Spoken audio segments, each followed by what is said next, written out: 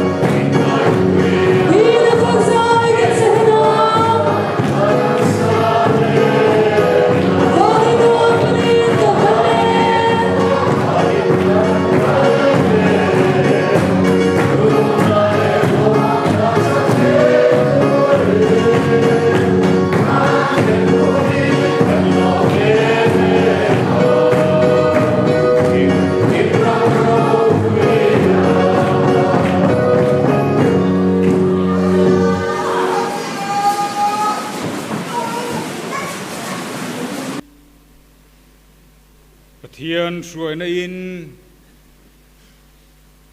มาคลังเพรสเบตรีอินโคมปุยวอยสมเรียดเละประคัดนะอินโคมหุนนุงเปรกันเราเทียงเละตามินช่วยตู้ปะเทียนจูฟักินอมโรเซอาเมนปะเทียนจิบายอิบุกังอูโอลัลปาเราปุยนาเตทิลติเทนาเตจอยมวยนาเตเนนาเตลลนาเตฮีอิตาอันนี้เลเลวานาซงซงฮีอิตาอันนี้เสียโอลัลปารัมจูอิตาอันนี้มีซงซงจุงนุงเบรอินีเฮาสักนั่นเลจอยมวยนาเตฮีอินเฮนามีอันนี้เอ็งกิมจุงถูอินเนียเต็นทิลที่เทนั่นเลจักนาอิกุตาอมาอิกุตาเฮียนมีทรงตีเราปุยนั่นเลจักนาเป็กเทนาจะได้ชวนกันปะเทียนลมถูกันสิลเซียอิมิงเราปุยฮีกันฟักเกอาเมนปะเทียนถูมุนตังอามีลงไอทักชุนจมเลยล่ะสามนัมบาร์ซาเลปฐุมนะ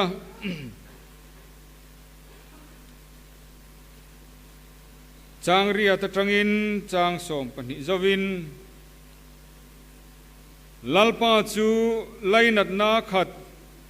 มีคงไอเทยตักทินเนลตักงิลในนังตักอันนี้จวนหาวฟูลวังอาทินอุรจูอปายคุมขัวเฮกลวังกันส่วนนัตยังอินกันจุงอติลวากันขโลนัตยังอินมินทุ่งรูลเฮกโลวานคีเลยจุงสังตะกะอมอังอินอามาจีตูเตจุงอังอินเลยนัจูอันนัสานีชักเลทังไอหลัตังเฮียนกันโบเชียนนัตจูกันเนนตาอดาสันตเดียปะเทียนินทุกันเชียร์เตกันซาตานมันมินสมสักรอเซอาเมนอิตรงใจอย่างโอลัลปาจุงนุงเบรปะเทียนนุงเลงกิมติเทจานินาอิโกรันโฮเตนังมาอินเทียงลิมานังมาจิบายบุกตูร์เจทาราวเทียงลิมามีเหตุการณ์มินช่วยโคมเลหิกันวลมลมถูกันสกิลเจจุไม่จุนลวินลัลปาเฮมาทลังเพรสเบตรีนโคมปุยไว้สมเรียดเลปขัดนะจันบุลตรงาลัลปาบลานอมเมียลวาจันินหุนเชงเอเมชวยนั่นแหละอิทาราวเทียงลิมเจนจิลนะกันจันวังพอเฮียนลมถูกันสิลปกเจลัลปากันมิสินนะเฮียนกันฝักเจ้าเสียงเหล่าเจกันฝักเทียมเหล่าเจอิทาราวเทียงลิมมินเตลปุยนาซาระนวมติตักินอิมิงเราปุยฝักเละจอยมวยเทกมินเสียมาวางอินลมถูกันสิลปกเจลัลปากันปะเทียนจานินกันอินโคมฮีอิเราปุยนัตุรตานกันอนลานเลเฮเบียคุณโคมมากันทิลเตียเปียงเตจันโวจันในตูเตนมานีโมพุนเตชาตกายรูปุยนตูรตากันเล่นชัวเทนตูรินิทราวเทียงเลมินมินจันปุยังเจกันหุนอิกุดพารูปุยนกอลตีร์จุงินลลิสัวคริสตามึงินกันดีละเจอาเมนตุนาชวนทุปวนกันง่ายขดนังเพรสเบตรีเจียกตูกันสมมาสางสมนนง่ายลวินตัวชุงลำเตรันดิ้งชุนจงเฟกงาลโดเนีย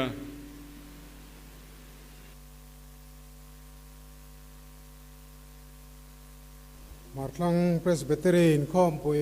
ไว้สมเรียบประคัดนะประเทียนสวยในหุ่นตบเราแข่งเละตาจันินวาเลดิกตอริสาร์มุนาเฮียนโมเดลิตอร์คัลชัวกเรเวอเรนซ์โซนสางในนักจังอินโมเดลิตอร์คัลชัวกทุจกันง่ายขดอนนี่จันินาไซปอลไซตูร์เตฮีเบคอทีร์เบียลพายนวมเบียลเละบาร์เองจะชิมเวงเบียลเตอันนี้มีข้อมานะหลายปอลเฮานะหุ่นกันมังเละงาเลี้ยงข้อมใจฮีเกาทัน Sunday school hall a ni zan lama kan nei namuna khan kan nei le anga chuta hroi tu turin Reverend Solomon lalmuan puya khiang te bu chang phai bel tu pastor ani ang sol fazai hi ni zana kan nei namun ngaya ko than hall a kan nei lenga hroi tu pu si ram nga ka assistant leader be ko thlir BLKTP ani anga ATC atanga local zirlai vanlal nun moy be di third year he trangin thu soi ngai thak ani don ani presbytery in khom pui hun top kan lo thleng ta nakum sang ni som ni le panga hi October ni ko atanga ni som pani a wareng te chim veng ko than biak ina kan mang le anga chuta tharau lam thu pui tur chu ipian narama kir le ro Genesis bung som thum pakhat chang som le pathum kan manganga tharau lam thu pui soi tu hi Reverend Lorfoi tluanga pachuau bir ko thir bial tu pastor ani don ani tin nakum presbytery in khom puya pui pa turte zanina hian in mel hriat tirna kan neange moderator upa F vanlal moya khongai lo ding sala lo me ani hi be ko thir bial tu na presbytery kan man nek na ko san upa ani secretary senior upalal dong liana ani hi sai phai ko san upa ani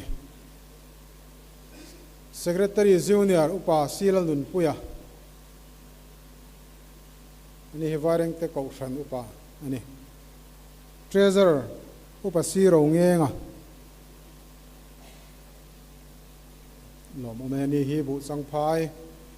ko than upa ni statistician upa f ro thuam liana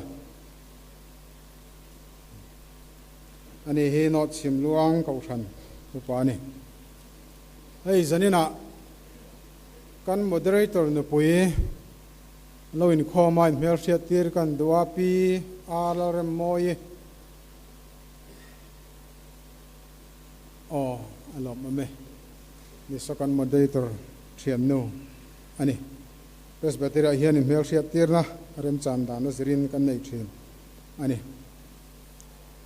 hei zanina lom thuan soina tur tam tak oma lom thu kan soi seng lowanga ama sabera chuan pathian hruaina kan donga presbytery in khom pui chu lum kan ti thin kha lum lova ha dam em ma boruak nuam tak noya nal takin kan in sei theya tin pathian tharau puina kan changa hun bul kan tana tangin lim takin kan zaya kan leng khoma pathian kan an fak ho ta kha mihring te ti theilo pathian tharau puina ni pathian min hruaina ni ti chiang le a pathian ne na lom thu kan soi ni tinin khom pui palai ten presbytery in khom pui palai kan khom pui kan ngai poi mo zela he lo mom le ni khom pui palai ni sa te tak sa chak lo na wang le har sa na wang ten khom pui kan an kal thei don lo poin in tharung takin le kha te kan an thona heng te hi khom pui kan ngai ro pui zia tilang tu nin ka sia tin kumina hei presbytery member pani lung le atangin presbytery mang turin local vang maya an lom om le an chunga ming chu soi lo vila lom thu kan soi ni chumi nen tir chu upa ta tan presbytery in khom pui hi kan tel nge na tur le he ko than in khom pui hi kan tel na tur ani tilang tu ne chu wangin presbytery abik takin palai ni sa te khom pui ngai poi mo ko nga ma kan so na alo mom le in ka sia tinai chan vo chang tu ra kan ruat chi sang te kan san vo ne takin kan len zela abik takin bial zai pol ten kan san vo kan ruat le kan be se na thiam takin a thiam ber om hau lovin an thiam vek mai an te lot leng thaya in zai pol ten thian biak bo in thiang lima kan om dan che dan kan nung chang te po moya mai cha man hlia lo zong han din han zai te po kan lo thiam to a heng te po hi ko san hum hal na ko nga thalai te ma kan son zia tilang tu ni in ka sia tin hai kan sinot pui pa zinga kumina presbytery min man pui turin statistician kan chang lo maya ani poi kan presbytery a chuan mi khwal ani lem lova ho tu lam point khoi nge kaldu antia mar thlanga tia lo thlangat thei khania chuwangin ani poi mar thlang hi min ngai na em a ke ni point kan ngai na tak zita hun tir lama kan din tir to a zailan khongai takin han ding le selam ye pui ten a mel te pok an thredu ange reverend islal plan thang alom ome putlana wareng te po pastor thin khani be ko thir tan chuan mi khwal ani lo khamo tin hai mi khwal du om kan nei thina atc le mtc tanga zir lai te tai matakin aning khom pui chim turin lo kala hun bul atanga hun top thagin khom pui an chima ro re la te khoma te an chunga kan loma tin an ni po an kal zel na tura te lo thlin na chang seren zir na konga te po ti in presbytery in du sakna kan hlan ani tin sangati lam evangelist te po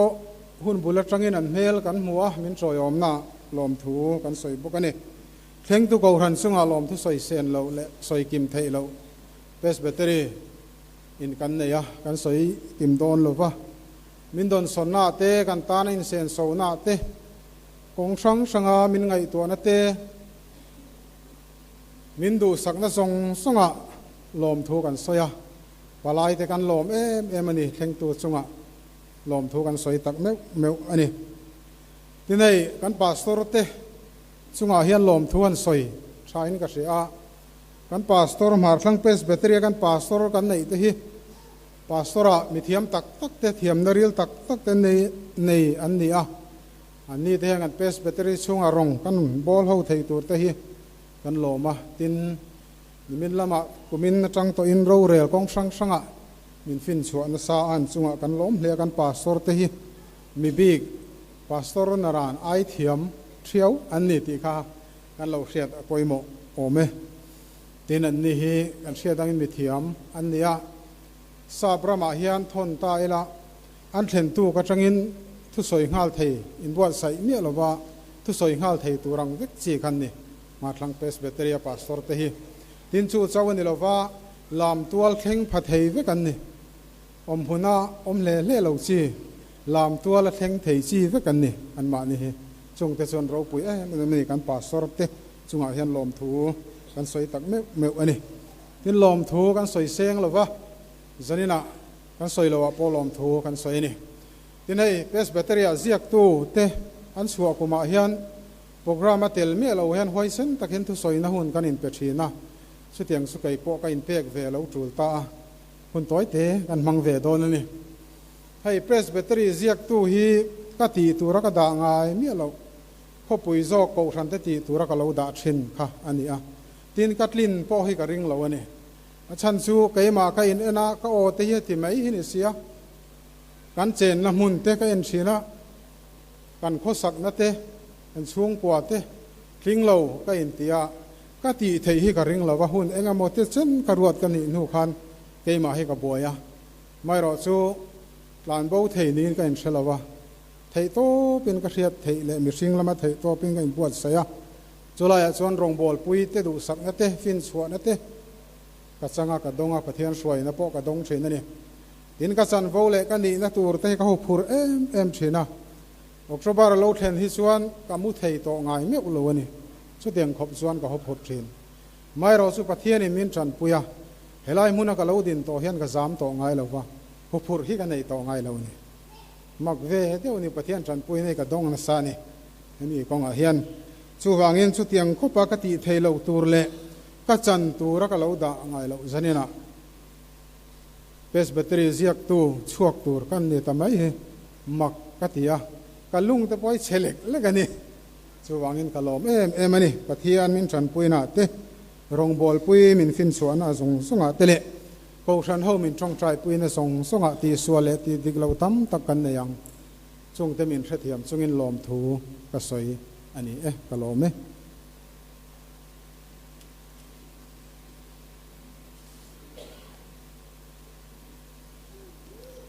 tual chung ko ran te riat tur แต่หันปวงเวลกอีละหุ่นรวดนะง่ายถ้ามาสายละนิสอมเลปรุกนี่หลายนิสานาเฮียนจันตูหลังวาซีลตันเฟละอันนี้โดนะทุปุยห้องตูฮีนุลาปีซีรำนุนลุยอันนี้ยังนิสอมเลปกัวอินรินนิสานะจันตูปีละลุงเหนมีให้มีจานเฮียนมาทั้งเพรสบิเตอรีอินคอมปุยรีพอร์ตกันง่ายถ้าอังะคอมปุยปลาย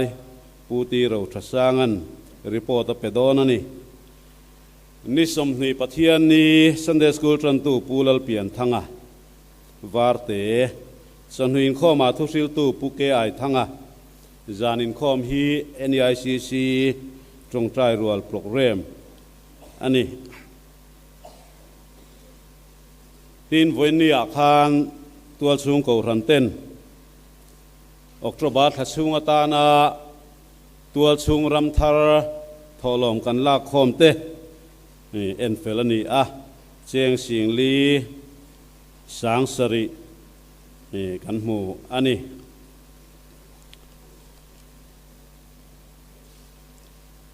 ทีนเบียพาสตอร์เบียลินคอมปุยบิลเขาถือพาสตอร์เบียลินคอมปุยอินอาเรลังอินนิสอมเลปกัวอินรินนีดาสอมปะขตาเฮียนบิลเขาถือเกาทันโฮละเบียลซุงาเกาทันตินเตเกาทันใจฟรวยตูเตเทรนนิ่งในตัวนี้ไอฮีเบียลโปรแกรมอันนี้ฟรวยตูเรื่องนั้นฟรวยตลงปัจจุบันเบียลตูพาสตอร์อันนี้ใจฟรวยมินซิร์ตีร์ตูตูฮีหลังวาลเอสลัลชจัวละซินอตมิวสิกอินสตรัคเตอร์อันนี้โดนนี่เขาทันเขาเต้นให้ฮีเบียลซูก็เขาทันเขาเต้นนี่กันเราสักลางโดนเนี่ยข้านิสินาลมทูกันข้อมปุยเซกเรตารีเนี่ยนักเรียนกันง่ายถ้าต่อเกนี่ตัวสูงเขาทันเตปอเฮียนอินข้อมปุยเทียกาเฮียนเองยังมันใส่เดเวดูแต่กันในทีนะคุณได้เหล่าเตหันมันกันดูลมทุใส่ตัวอามาสาอาชวนกันงาเล่นี่เพรสบิเตอรี่อินคอมปุยฮีเห็นไหมอาหารสาดูหุ่นเห็นไทยเตอันนี้เลี้ยมลวะเบียลเขาถือพาสตอร์เบียลเห็นไทยเห็นหุ่นตัวระพาสตอร์เบียลอินคอมปุยเบียลเขาถือเขาทันเตเห็นตัวรินมินรัวตาเตียงเฮียนตุนหุ่นอาเฮียนอินคอมปุยกันมั่งไทยให้กันหล่อมาตีนอินคอมปุยหุ่นให้กันเสียตังคานรัวสูรดูคบมากุมินาเฮียนรัวสูรตัวลวินขลุมลุตุกตัวบกลวะกันอินคอมปุยบังไทยมินกายรวยตู้กันปะเทียนสุงอาเฮียนหลอมถูกันเซนี่ตีนอินคอมปุยปลายเตใจโพลเตปอนียงตีนชิมตูเองมอซัดกันคอมปุยอาเฮียนกันในที่กันเสียคอมปุยมังตัวเราก็ส่งเตสุงอาคารกูทันินลอมถูกันเสียนี่ตีนเห็นคอมปุยกันเห็นนตัวอาเฮียนกูทันเต้นกันในเรามาโมสีอินคอมปุยตาเนตรูลสีเองมอซัดออกมาซุงเตสูหุ่นสันสันรังเต้นกันหันหอเวกวลมวยกูรันจังเตดอร์เวงบรันส์อวยเมจังเตเล่มิมัลบุงรัวเตปอฮีกันหอแห่งบุงรัวกันหอจงมินหอตีตูเตจงส่งสุงอาเฮียนกูรันอินลอมถูกันเสียตีนกันอินคอมปุยน้ำมุนบุลนายาวันตลางอินกัลโปนะสเตปเล่ฟลอริงเตฮีรงเตกันหันหน่อยทาระแห่งรงกันหน่อยทาระเทนตูริน Bill Kotler South Village Council ten rong noi tur hi min ron tum sakani an chunga po ko ran ho ai o in lom thu kan soya tin in khom pui thleng tu tran pui na kan be sei ho lovin he nga trang te hian kan donga aza ta hi chu soi long mai tai la ko ran te le bial te som pathum atang lain kan dongani kong thar veng ko ran vareng te mar veng ko ran phai nuam bial no chon pui bial vareng te ko ran bu chang phai ko ran IOC vareng te ko ran vareng te chim veng ko ran kharzol ko ran kual moi ko ran sai phai ko ran Bill Kotler mar veng ko ran le vaireng te pastor bial atrang te in khom pui tran pui na kan donga tran pui na min petu zong song te chunga ko ranin lom thu kan soi tak me wani tin lom thu kan soi rualin thu pa choi tur tam tak kan nein kan ria kan in khom pui kan lo don son kan in don son dan chung changa mit kham lo na tam tak kan nei ang ti kan ring ani palai te then in tra te po kan in pe thei lova tin riana tur mun nuam te po kan in pe thei lawang ti kan ring chung jong songa te po chuan thupa kan choya in ngai dam kan dila tin in khom pui mang tu zong song te khom pui kan triak don ta a nang ma ni mun adam taka in thlen hi ko ran ho ten kan du sak chewa pathian rong bol na chan hem ngai na thar nen he khom pui hi in trin theinan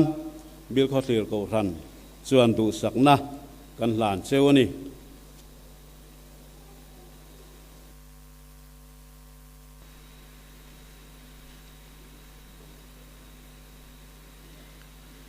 kanin khom kal zel dan tu tlang pui an ngai thla ila ngai thak ta kang khan bial zai pol zai ngai thak tu pathum kan neya chung te chu hemi zo hian Bill Kotler bial le phai nom pastor bial zai pol te zai turin kanin so manga chumi zo lama chuan Christian labu number zali le somthum le palina kan sanga kan tholom te mai cham ma asar ten don din chua puyanga upa lalthan moya pachuau kan presbytery sum vong tu kal chuak in pathian hena min hlan sakanga mizolama hian vaireng te chimveng pastor bial zai pol te zai turin kan in so manga pathian thu kan ngai thanga Christian labu number zanga le somnga le pathumna kan an thlang sa a kan moderator kal chuakin thlan du te aron ni chuan kan kiananga mal som nain kan moderator kal chuakin kan in khom min thin don ani tuna chuan zai pol zai kan lo somanga masa in Bill Kotler pastor bial zai pol te zai turin kan somanga nuwa phai nuam pastor bial te som non ngai lo ding ve don nia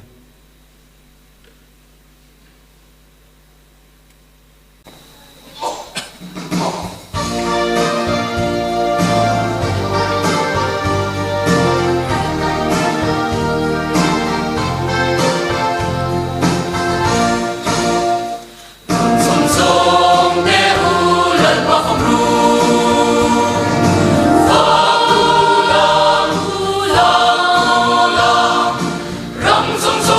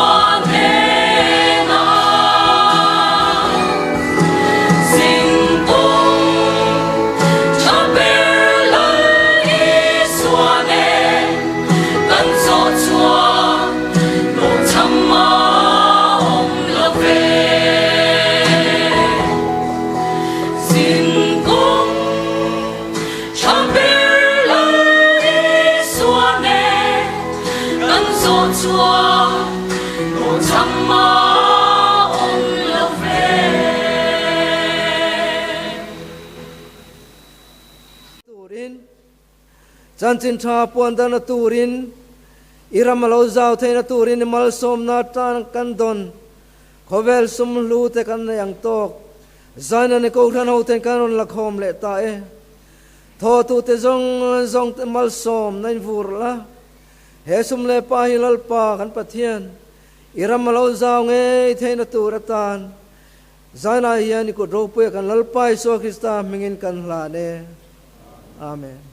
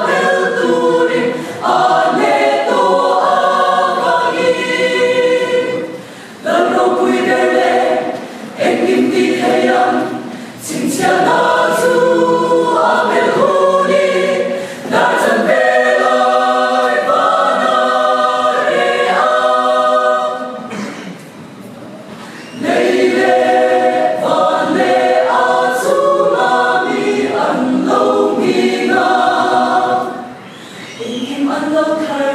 thầy na em kim an lâu thar thầy na dù đã nằm rong rong po an lal me sia mu le chia in an lâu haram nang mi lâu ta chu a lo mo me Hosanna Hosanna Hosanna Hosanna Hosanna in an lâu haram an de tu ka thung le anga an thil lunga ka sia bokanga lalpa na di zumi hunna chwani ya bolla suan hun tam ma nei to lo long ru long ru long ru long ru long ru long ru amen amen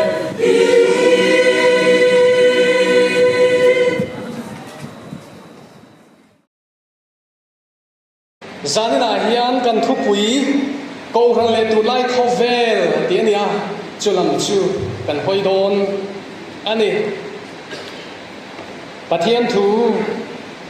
ilongai thang u Deuteronomy bungruk changli atanga chang kwa pathian thu ilongai thang o Israel mi te u ngai thate u lalpa kan pathian chau chu lalpa ani a lalpa in pathian chu in thin lung zong zong in ril ru zong in chakna zong in mangai tu rani in heng thu voina ka pek chu in thin lunga cham renganga in fa te chanem ngai takin in zir tiranga in ain thut lai te konga in kal lai te in mut lai te in tho hun te in soi thrin tu rani in sin sian atan in bana in zemanga in ni le min kara chal fren atan om buk tu rani in kong ka bianga te in kong khara te in siap tu ani pathian thu kan zatan mal song ro se ke thong trai oh hallelujah lalpa ro pui ber ifak na kil tina phone se nam tin jing ala ro pui le thil ti thei ber chuan mi ta thin lung chunga thu han sei lang che lalpa laliswa kristan athisen namin tan nazara chandam nan hu tak chang tu te hian zanina hian ithucha kan ngai tha na tura hian kan lalpa du tak laliswa krista chu lai taka lo ding le sela choi moi sela ti hi kan du ani ko ran mi te min pol le la kan tia piang kan soya piang hiro puina min man sak le molang che kan lalpa iso krista mingin kan di la che amen hey kan thu pui kha ko ran le tu lai khovel tiania ninga ni za na chana kan thu til tu atang to khan voin kaya kan sinat pui pa kan statistician moderator kan sun de mo ni mo kan statistician thucha theng mai khan a in zom chalu tu ka a in zula angai nom katia zani na in chung sing kan del ve tu po chu kalom hle ni pakhat na chuan tu lai khove kan din hun kan thirang kan tu lai khove la hen to kan soi se na te soi sop nat alien so thle emoti tur ania rong bol tu pa te pastor ho te tu lupa te po social media lama adu duin pastor le upa te min chou tu a pastor le missionary tem ti ya ti khan thil rang an ti kwal vela ko ran committee te min soi sa ani taringot maya thudik zik tuak lo an soya kan so ma pakhat theng voina kan statistician ren is latlang thanga soyan khan kan pathian nam thil pe kheng hian an soi soba rong bol tu pastor le upa te in ngei ta ka lungrual ta ka rong ball train ke ni ma thang presbytery a chon ka soi kha pastor ni hian nuam lutu chutiang om thale le chu mi theng khan hem tha kan tuma setana fin sia hi kan ngai tu ngai em ramro pui tu chian nei hi weapon nuclear weapon an lo an ti kha a chunga mi te mi ti chia ta tuma chutiang chuan a chung chu kan mi tan an muwa an chiara mi hring kan ya pastor teng pa te kan ti fu reng seng big lova chutiang kan ti fu lo hun chu lo thenga ti ru tun ma kan ip thin thuk ta ka kan soi te kha kan ri ta pop an khel lui luya rong bol tu te tan chun tel ver wa lo nan trong kamandu tui lova chung ho cho zir tin ma mo lei lei ni boxi eng tin ngen zelang ti kan tu lai khovel ani kan chang kan na te po yen kan in pum khat na te mi chiat lek lek chang omen covid-19 na lo thenga kan ko kan siak tu te kan presbytery upa ten an buan tur ni om tak kha jangwal ha te zo chuan thazok si te khan phone laman ron dale nok thin upa ho chu kan hoi mai ko ran kan buan ba khan group lama om le dei to thin kan tu lai khovel he dang khop mai to a hunin lo thei lo na wa nga ken tel ani na chen om ang covid te khachu tuna hian ai an tia artificial ka soi sual ve don mai a artificial intelligence call thuak nei ni tapok chat gpt kan ti nuwa hian lo chua ka tuna kan phone thewa kan meta ai kan ti kha kan nei toin ka ring achan chu WhatsApp version kharbera khan an update a chuta chuan kan phone a khan om vek mai WhatsApp a khan kan fiat lo han zo tila kan zo lo theng hian min fil chut mai ni sar mun sia ro le han tila tha em mai hian zan na ka sar mon ai tha hian computer khen ron ziak zoi mai ni sar mon hau tak nikum lama tanga kan to kum tua na pathian na trong trai kan dil kha reilo te computer ron ti tamol mul mai langwal polai dan soi hi ang kat ya langwal polai over dan soi ko khai dam thinem an tia o ka dam thina kanu le pa te kon tha e ti deu thop ang chutian khovela chunen tinga rong kan bol zelang sarmon in bo sai ko ngai to lo chutian khovel chunia Germany rama ko khan pakhat St Paul Church Bavaria kwami chunikum sami somni pathum zon kha khan he computer manghian he ai manghian in khom kai khoi na te sarmon te hian lo en ching to a chu chuan ti siama nakin lo ka chon henge kan in khom pu agenda tur alani don aloron trial hun alom don chunga chon eng tin nge alo in bua sayang upa te pastor te hi ani na ka chon pastor ho po hian kan tholai kan nu ne hi kan le khal nam le to lo ani ama khop mai a soi tu ra tam lutok sana khalo en lo la ke ma hemi lo en ro zanin chu chutiang kara chon eng tin nge rong kan po la point li ka soyang soi tu kan bua sai na ka chok tem lutok to ka we point li cho ka chok to la bang chutiang khovela chuan pakhat ma chuan in pek na zela ni kan phone thim po kha zan na kan phone kha kan update lo chuan mo kan application kha kan update lo chuan man thei lo chin alo om hey kan kom thanga hian upasinia ra oma sangte ka phone hi man le thei to lo ati chuan update ngai ti na ni mai chutiang chuan rong bol tu te poi kan in update fo hi ngai kan in update na tur chu kan in pek na zela ni atak taka chon kan in pek na zela khen ani chunglam khian nin te don ni rong bol tu ka ti hang kan vai ni o ka huap ni tho pui kan nuam mem nghe min hok sak kani ti te mani in chin thri ni la chen kha chu mo phun na pek cha om lo tak te om ve nia han ti do na phatlat mai chang tlat han ti don lo wa vui le tu mi om le le te om the pa sor te upa te po kan ni voi nem he amin nem he don amin zo te sinot floor amin zo a khana tel vekani te hi thengin ol te wonia junglam ko na kan chan na kan moderator in tharau thinglim le ko khranin a ko ang chinge yen rinom ta ka thoi tum tla ten ti khain tu nge pastor le upa tan kan ti tum tla te kan ti ani kha chuna chu lom ta ka len chu thei nan le mani chan chin soi le tur kan yang nge tai mak ta ka kan tho chu la hei chu ka ti ve chi ni lo ti tui tu ra ni lo upa te po tu upa te po in mi thiam pui kan tu lai kho ve lai na ron chuak zela kan tluk lo tam ta kan omang kan danglam na tur chu kan in pe na zela niang presbytery pakhat tom na upa examiner ka tel ve chuta kan nam dang upa pakhat chu ka changin kan ti ve lo maya pathian ang zang nge kan nei kha ka tia mane in ring tok ta khian pathum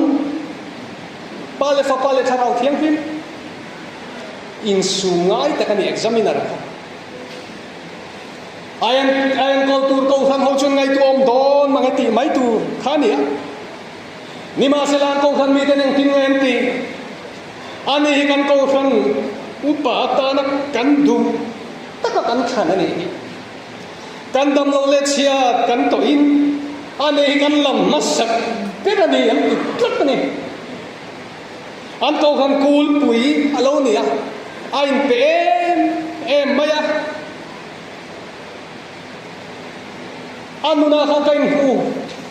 anun da thanga khan kain hu ko khan upa tur tak mai khalo ni rong bol tu te hi pathian rong bol tu te kan hlut na chu zok chu ni in peng na ki ma lo ma kem train ti ani meu wang in chunglam khian in pe chumi lo hang mai thin zok alo ni a in pek na muna zel kan lo moya chu muna chon ani cross hi choi san alo ni thin ni pathian chu fakin am ro se kan upa te hi kan pastor te hi ane chu thiam nan ma chon chu nya bidian mt chania bm nya minting ai reng lo kan mi te hian kan ko han mi te kan bial te ka ngai sakem kain pm committee ka ngai poi mo em ko han upa committee ngai poi mo mi kan yen an dam lo le mi tui kar kan ngai sakem chu zok chu ne ko han mai chia KTP pavalai pol amasi sangati te pok kan ni vek kan zawai hian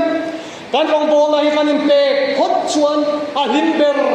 tu thi kan ni don nun ha chol nam changang te kan ta tur ani kan mazona ti turom chewa hian him le lungoi takin thok theu mai la sum le pai te pon soi kha riom taka kol tu ni tu mila kan lag lu to ka hian lungoi la aba ki chon min ti nok mai ani Reverend Valal Jota thu soi ka khereng thin nang ni ponin ngai thave to mai thei Suez Canal an siam don lai kwan a khu Suez Canal a siam tu engineer berakhu zanarim takin na thok thina mun mu po tu ngai lo eng tin hela hian cement chuti zaum sela road chuti zaum setin ngai to na sataka chuna zani na thok thin ti chuan an thok zoba hon na lo hun ta a program an han duan ta inaugural program function an tia chuta chuna boy ber aha ber kha engineer kha program a reng alang ve to lo ti chuan le chu engineer chuan an hon na mun mu theina lat taka tangina thira ni hiya ma so kun so ni hiya lian chi kha muchungin kati tur ka hem to aliam tin lat taka tangin ka pakhu ma la kan sak ang khan lungoi takin lo thir veng to mai ne chu kan rong bol na hina va poi mo em mi khian lo lam ma chua lo kan ni ri ani mai thei junglam khian na khialom junglam khian min revit kan sam zai kan ne lama kan thi sen zam ta ne lama min khetu hian min revit kan ti tu ri chat takin hlen mai la chu chu khovela kan bulami tanan hello ani poin chunglam kena hun taka kanin pek chon lom man min pe anga lukhum min khum ti thel mol lovang in pe pot mayang u pali ka soi dong ka ti kha pani na chuan nei tu cher tam hun masalama chuan presbytery lo then dong te hian kan biakin tin kha zai kan nu le pa kan pi le pu te kan hoyange an lam hi kan hoyange presbytery lo then dong te chon kan pi le pu kan nu le pa te kha chuan hun lai chuan biakin ni lazir thom ila khata ko kan zai ko te kan han zir sung mai ko kan pi lama khotlang a hong ram pumin kain sing sa sung zel ani kha kan khom pui ro rel palai chom kal lo mi em mo za kha chim turin puan thua tel mewin zai pon te po zan riak chuakin an thok chuaka abo ruak te kan khom pui lia kan senior ten an soi he presbytery kom nuwa poi hian han ti khachang hian kanupa te hian an soi angai nom kati apo ruak te khan khom pui lia khan kai ni no pang ho pon kan thave chatani mun chen kata chonin khom pui chim tu te tan ro relin khom line zai khom voina te po hian an labuat saya lim takin hunan maga voina kan moderator in asoyang khan pathiani tlai molin khom te po hi kong peng thuam laya an thom mi del ka fiat khopin ti turin ti khan an buat saya mitam takin an chim na chu tiang chol him takin presbytery khom pui kha heng lai mi te hian an lo mang thin an tu na chong kan bial lo zim ta zela kan in kalko po na kong lo thra pathian zara lir te kan lo ne ya kan ti dan dang ta zanina hian kan savain ngai tua ngun ngai om chanem ko kan le tun lai khovel ti kan soi lai hian ngai tua na man chan angai ta em thang thar te sok nuna hian kan in khom pui ur su ne hian muna chang lo tial angem presbytery in khom pui ti hi ke ni ho helaya abets or ho min to ang hian kan thin lunga at to ang hian heng thang thar ho nuna hian ngong ala nei zel angem chen khati chon in khom pui kan nei ti pon khe vak to lovem nakin loka kan ko khan thuai to la ni tu upa la ni tu te hian kan in khom pui ur sun hen hut to kin kan fia em eng ti ne kan ti zelang siam that tur hiomin kan fiem upa te ni homework tel in khom ti kem te kan soi ni kum kan in khom pui chulam chu soi khoi ka tum lo ama chu tiang khovel ei lumlet to ani lai hian kan van tlang pathian ding in khoma kan presbytery te po zai pol tam zo bial zai pol chau ni lo ko ran zai pol zan na hian bial zai pol tel lo thalai rual hi zan han ti muk mai la ti te ka ngai tu ani chu ka ngai tu da na dik lo chon upa ten min hau ro ni kum sang ni le som ni le pathum sin king khom pui kan ro re general som ni le pakuna khan pathian bia kan in khom chung chang eng ting e ma kan so nang ti kan ngai tua khata kan soi lai kan worship committee kan an rot na thain na them ursun ta kan in khom ti lama hian zang khai le limom deu zo ka in khom dan kong zon ti te rimoi man ro mana le in khom kal pui dan chang thar ngai na zo ka kal pui tu ra in hon zau ti te mi pui chan vo tam zok siam dan kong zo te in khom kan nu ta kan tam zual zel thei na tura ngai tu na zau zo man thiam kan tian ni kha sinot minita khan lo en non le ma tu ro upa te pa so ten ho kan ti ri ngo thian an lo kal to si lo eng tin nge ni ang ti hi ngai tu na kan man ta na la kan sinot floor ak ngong ta ani na ta ka chung te ni pho po hian upa ho te pastor ta po hian telve ni nei kan ma mo chewan ni o ting pui sen hang sim ka na vui ve tui ve tho kan ni kumsa local le tu ra hin eng hiru nge kan laput selam dang lam na lo theng hian eng ti takin nge kan ko han min hongang ko khan ni na le a hum hi kan veng him so ngem zanna hian ngai tu ra vatam em nge khovelin her banang zelin kanin her bang lamang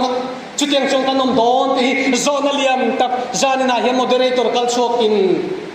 a chopa ning ngai sak teu khai chutiang kara chon nei tu kan cher tam se la ngai ko than mi te po hei kanin cha du a ko than mi pui nol pui te lam kan hoya ngai kan mu thei ko than hian at zam tu le ti che tu kan ni thei ti kan sia ta ngai enga mot te ka pir tur song reng social media lama the tak chak reng kan ni ve palang ti hi Marthang Presbytery ko khan mi te kalau khom mai van ram cha bi kol tu te hian kan chan vo kan chan ni du to mai lovin mo phurna kenga chu len rai bok apa thum na chuan ali chau ka soi dong ka ti chan chin thaboi pui câu khan hiền kan ti tu per chu chan chin tha sui ani kan in khom pui fo ra kan pa te nan on sai so ta min tok zar chu kan na pui ne chan chin tha sui hi kan na pui ne tiru zoram câu khan te hi helai lo ka biakin sa nam lo ngai bel lo wang chuma zoram câu khan te hian biakin thale chang ka in sak siak hi om thei anem Chulamari ngot chuan ril rupe ila kan tharau lam nun na tuam theyang em biakin kan sakrual hian o biakin kan sakrual hian ko khan mi te tharau lam nun hi kan sak te langai ko khan su khe ke po kan sak te langai manin ko dela luang chuak zel tura ko ran ni pui ta kan sakangai ani lo chon biakin lian nal tak kan sa anga a chung lu khatu kanom lo ve pal thei par ma sa khan England rama biakin pakhat Muslim Christian biakin pakhat zudoran leita kamua hetei hatia phone atang han en ringo po hian a theom ka ti khop mai zana te zinga te ka ve ngut kan puin iril ru ha em min ti hial ka har chuak ani ka ve ngut an pulpita te an mai chama te chuan mo zuin hung dun ka soi zong pui ka ko le chutiang ka chu he zoram ko kan kan tok ve lo wang ti tu nge soi thei chan chin tha kan ti hian khulai ngan sang ho chau khu kan ril ru omang kan thil zelang chung chu kan ti zelang ram pon ko kan hoi zelang ram tina kalla chan chin tha ril ro ti hian kan bul vel hi telania kan thenom te kan kom thang kan kom chak kan ko khan tual chung zirna in lam te dam do in te rui lo ngai te chan cho le ngai sak te rabi te to kong ti kan kal the tu ra an ba na kai te rabe tuar re thei zo te ngai sak te chom dol te kan ti re kan ti zel tu ra ni lali suna chan pui ching te ka abulami ten ni sin achi pui ten ni sin chu wagi zan na hian ho han committee lam te po kan hoi tiang tual chung te po hian kan ko han hom chunga re thei zo chan hai zo bai vai zo chan pui ngai ngoi lali swapon chan pui ro o in committee ka lo tel man lo wa ka chin committee ka tel lo na ka chu lo chan pui ro o ati tu ri ko kan tin ai pan kon mai the sin chu me te ne da chan chin tha kan chan pui a kan va chom do ni chan chin tha ani chu lam chu phim khur taxi in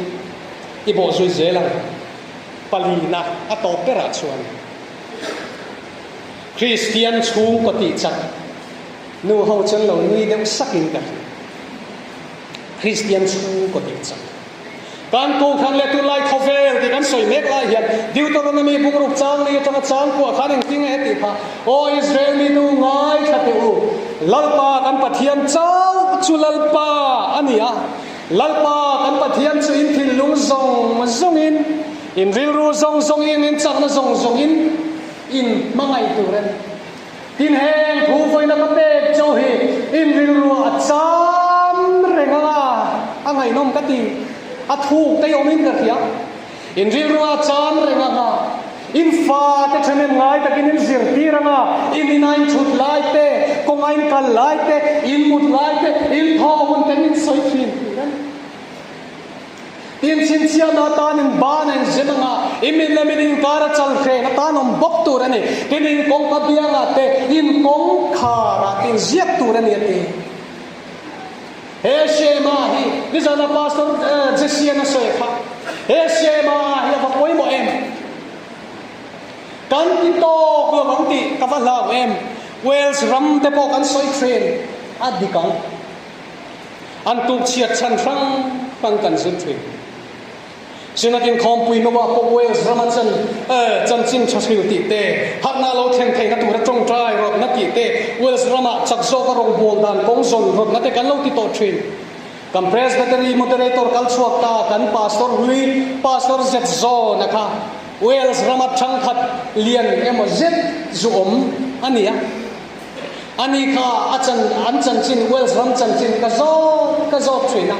soi tu ranga in ka thia ko gan yen kum za thin to chuan in le ka lai an ti thina kan cha sis kan ko han chan chin sir mi ten ke ni poi centenary hing ti kung nge kan long kha sang ka sa ko le som ko le palia centenary kan lo ma chu centenary atanga voi ni kum som thum akal le to kum za le som thum chuang ko ran kan nia eng ti nge kan in le tang ti hi zanina hian ngai tu angai ka tia kan tu lai kho vela hian Israel le Hamas ke anin ka pa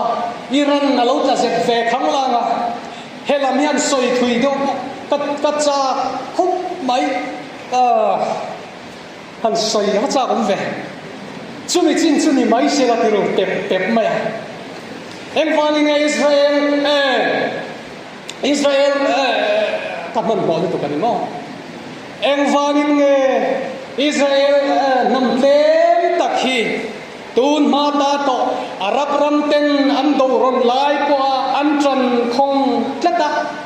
an dam le sa ku aral lo kan ti chuan pastor je sian soi kha an sema deuteronomy bungruk changli ni china kan cham chua kha ani an rol lo ni chan chu in thilunga cham renang in fa ta thanem ngai takin in zirti ranga tuna in do na huna ko na video kan lo buem an sema kha in do na huna ko an cham rual dual mai kan moderator chu Israeli chan tu min lo ti ni pon min lo dem mai ro in lo bu vem ka phelo pa om nem kan ya maro chu tun khe sa chan ka om nem fak chat lo kan tu lai khove la hian social media thipuin ko ran hote min noi tel nok mai in zir tir that kia ngai ne o kan fa ti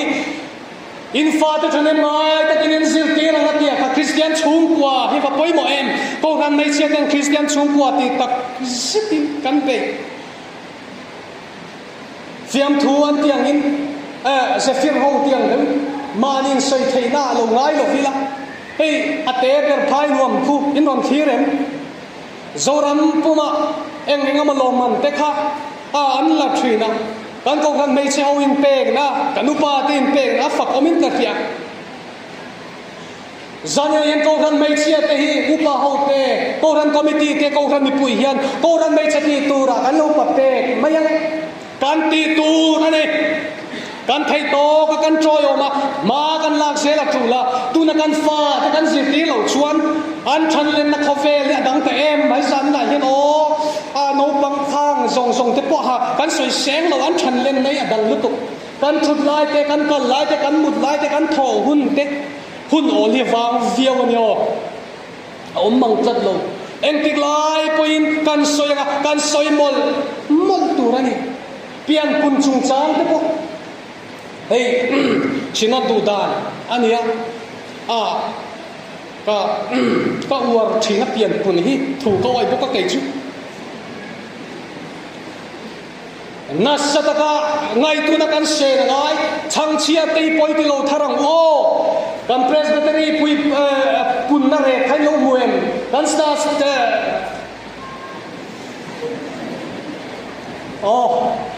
kan statistician in aron ruamana khan kan thang hiam tat mi pariatin nikum kan khalo naw piang kan thế thì khó bắt ăn soi hiền kan presbytery hi he lam reng te ko na changa minon bel nuwa po mo zan na hiền kanunal te o tapura hoin minon bel nuwa po zan na hiền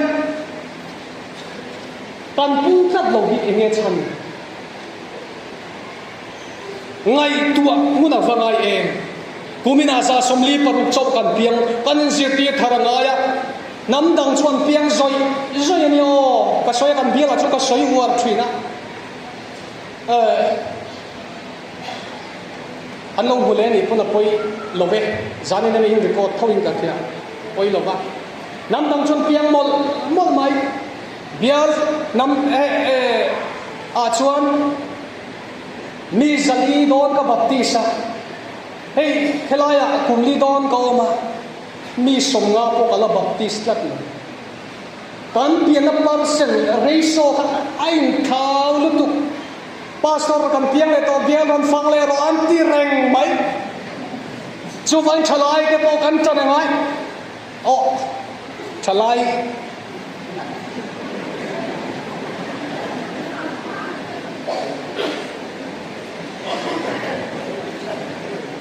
kan cha ngai kan chang tu kan chalai ho no se thiam ro no pui pasal te pa in nei ba te wa ai kan in pe to chu in nei sung sung tiang chu ti lo chu a buai tha kan ram kan nam kan him thai ka tur tan kan pian pun ngai a piang pung to lo zo nu ho in khom pui pian pun ni ro se an pia to kan nei ching a ring thei to lo zo kin KTP General Conference in pian pun turin in nei manguti tu ni om tak khi ta nu ho na nin kong dom lei lo in pian pun ni ra se an piang thei to le ne man ni chu khovel chang chetak kan khovel chang chetak ko khan min be bur na khovel kan soma pakhat te pon I si ka khatianga minti me na kara hian le kan in pol som na le social media ko vela hian pola thu cha hi alangai reng mai ninga ni jana kan tu ril tu thu soi te kha angai nom hu pala than moi soi kha kan presbytery chung din mun deu te poron soya angai nom ka ti khop mai kan sum do na ko vela te hian kan nei zon na ko vela te pathian tri kan ngai thuron soi kha kuva chung chang ate ka soi thui lo bang bil khotir in fa komin ka thia ram puin kan fak chung ka thia kulai stop kan lo siam awanga mere thei zok ani na taka chuan mo atwar tui mi hosan lo re thei bo kinya ro re la dik lo om na huna chuan atwar tu hi are thei te kan ni zel chuwang he bil khotir po moderator kaninang point ka fak du chamani lo chun som sel to lo huai sen lo ni zel te ti ka cha du chung ani sum thiang him lo hi kan lo kol ve rui palame corruption ti te hey kan ho tu ten lekha bin nom tia bial tin ma kan la don kan rin ai sum thiang him lo kol hi ak lo omang o lu mai ling hi zanin an chu lam chu ko zui man lo kan tu lai ko vela in pola thu cha hi la ngai reng rom bung som pani chang kha le chang ya kan king ngai chu te chuan u nau te upathian khongai na wang hian in thoi nung le thiam lim le pathian nom tlang tu din in tak sa chin la na ka nge na chu chu chin rong mo nom reng ani he kho vel da nang hian om su la enge som he ko vel da nang hian om su la ti dot chia khan pathian du zo a tha le lom tang le thak fam kim chu in fiat theng tu rin in ril ru a thar om lo dang lam zo to ro ti pola khan pola thu cha hi la lai eng zanin theng pian ko vel du ro thang ka ra hian ko han tat mai ko han bur mai hi kan tu le kan fa te kan tha kal se la ta ni la him perdon chu ko kana chuan kan tel ve tlatanga ke le ka chung te su kan tel ve tlatanga ko khan beng hiam an tum tra na kho ve la hian arong bol tu te pok min soi sop na kho ve la hian arong bol tu papa so pui tu tau pa pui tu tual pa pui tu ko khan me se ke tri people valai tu chắc lâu cái tin ni mấy thầy kinh lâu cái tin ni mấy thầy min soi sel tree nani pun he ko ran lo soi sop tree nani po in anei tu la Yeshua Krista ke ro pu rom ba khiat chu fakin nom ro se amalan huna pia na ro puin kan lang veng nang le ke hi chu mo la chui song tree nang u lalpa Zion khopuya chon khoi an tel tir chuan khovel min musin ma se I ming chau ka chuangai khovel om na ral me ka ro pui le moi na ne Zion fa te chau lo chuan lom na tak an nei lo ve ikit ka tang u pathian ne thokan Satan mal song ro se amen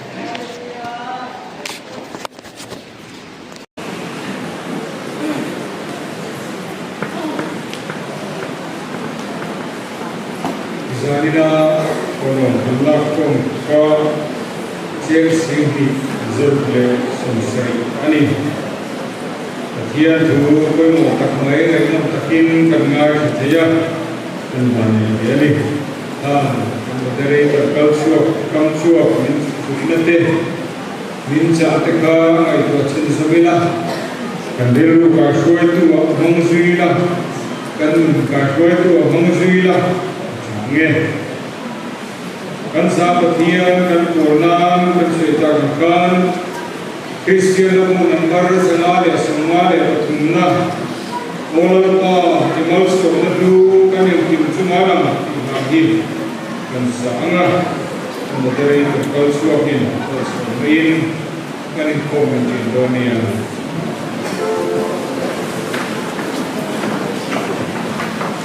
Hãy subscribe cho kênh Ghiền Mì Gõ để không bỏ lỡ